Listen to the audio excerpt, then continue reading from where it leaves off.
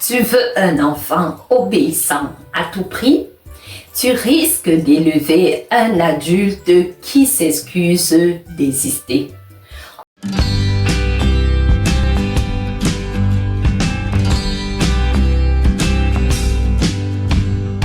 On ne forme pas un esprit libre avec des ordres, mais avec des clés. Et aujourd'hui, je t'en donne 5. On nous a appris que l'enfant bien élevé est celui qui se tait, qui obéit, qui ne dérange pas. Mais et si c'était ce modèle-là qui faisait des dégâts dans bien des familles aujourd'hui?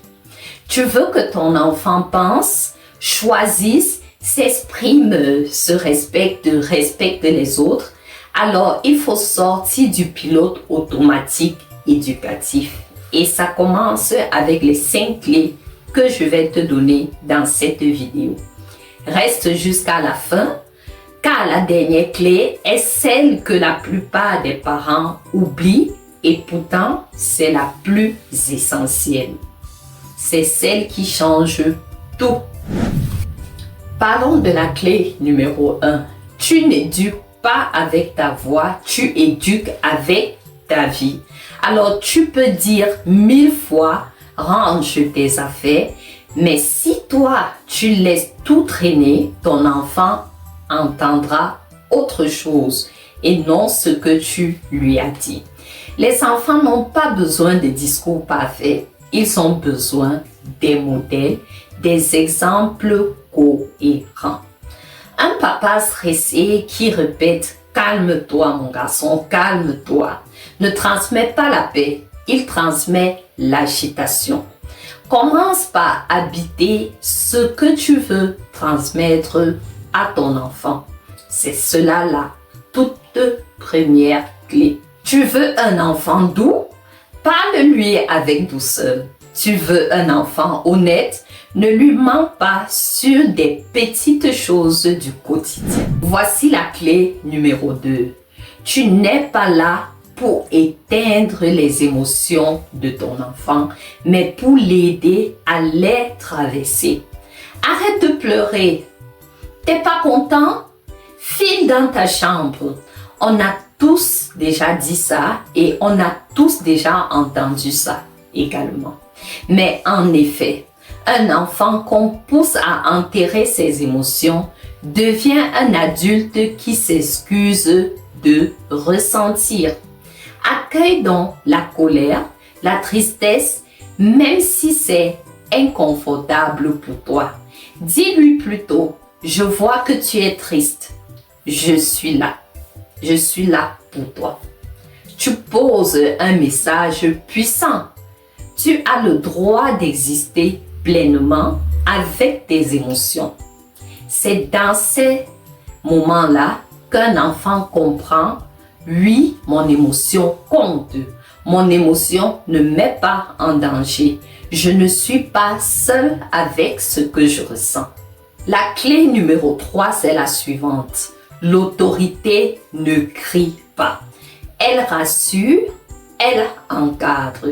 Il y a une différence entre une autorité et de l'autoritarisme. L'un dit, voici les règles, tu peux me faire confiance. Par contre, l'autre dit, c'est moi qui décide, tu obéis. Un point, 2 traits.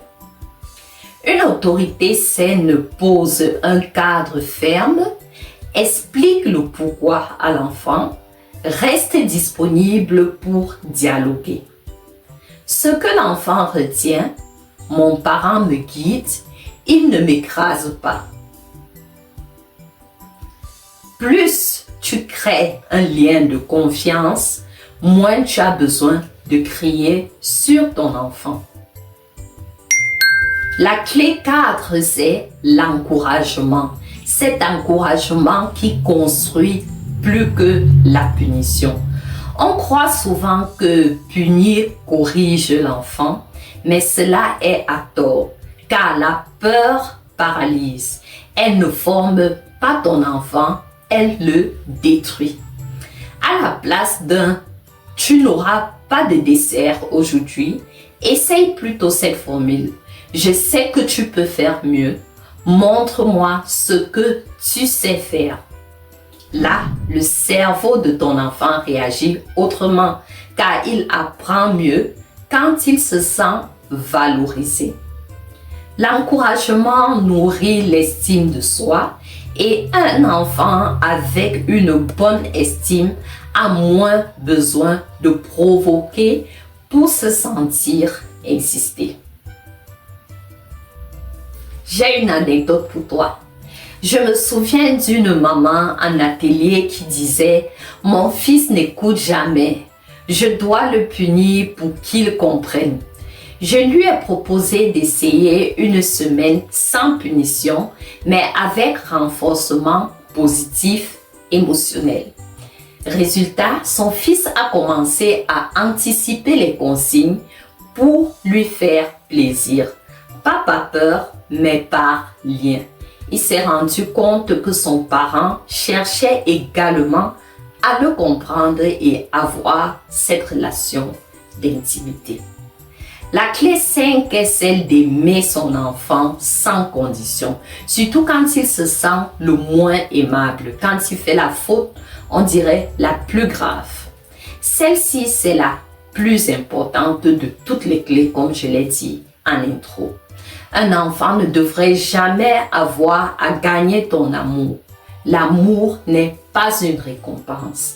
Pas besoin de bonnes notes, de bons comportements, de merci pour mériter d'être aimé. Pas besoin de marcher à ta guise, chers parents. L'amour inconditionnel, c'est ce qui permet à l'enfant de se réparer même quand il a chuté. Ce n'est pas le laisser faire. Ce n'est pas le laisser à lui-même. C'est lui dire ceci. Ce que tu as fait n'est pas juste. Mais toi, tu restes précieux. Je crois en toi. Je sais que tu peux faire mieux. C'est ça le pilier d'une éducation en conscience. Alors, voici un récapitulatif ces 5 clés. Tu éduques avec ta vie et non avec tes paroles. Tu accueilles les émotions de ton enfant.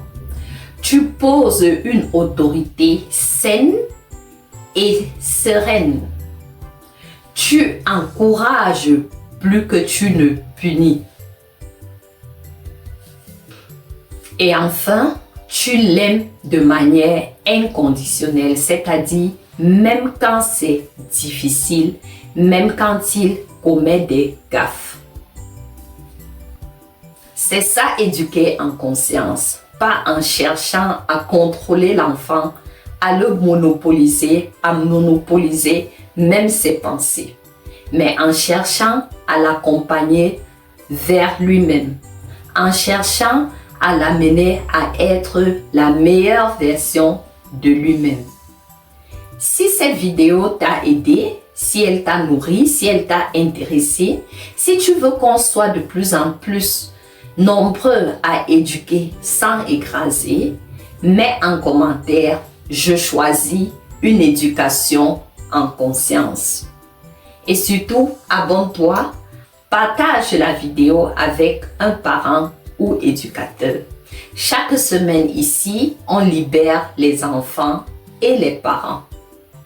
Je suis Francine Fené et je te dis, éduquer, ce n'est pas former un petit soldat, c'est réveiller une grande âme. À bientôt. Merci d'avoir écouté cette vidéo et à très bientôt.